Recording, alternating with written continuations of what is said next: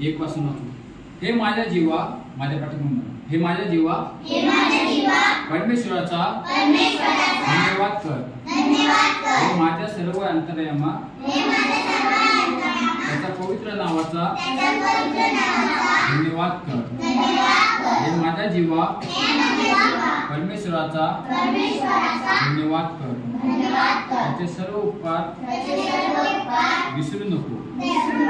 तो तुझ्या सर्व दुष्कर्माची क्षमा करतो.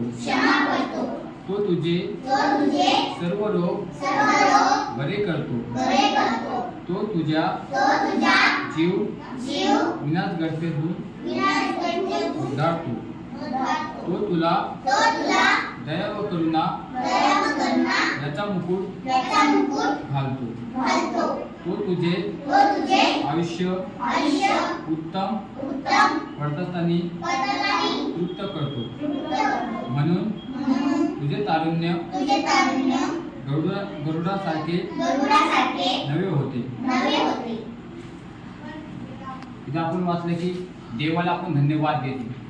आता गणेश राऊत भाऊलामध्ये की त्यांचा पाय फ्रॅक्चर झाला होता. किती वर्ष झाले ते?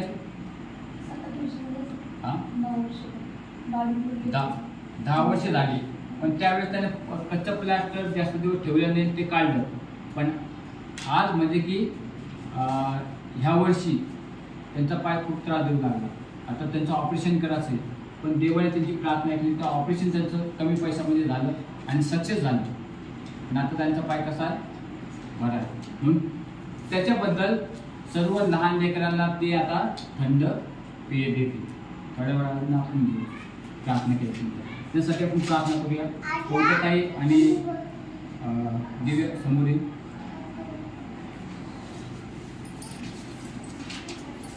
त्यांच्यासाठी प्रार्थना करूया. ते त्यांच्या मुलीसाठी, पत्नीसाठी आणि त्यांचा मुलगा आता व्हिडिओ काढतो यासाठी त्यांच्यासाठी प्रार्थना करूया. डोळे बंद करून प्रार्थना करू. आपण प्रार्थना करूया. प्रभू येशू, मी प्रार्थना करतो गणेश राऊत प्रभूजी भाऊसाठी प्रार्थना करतो.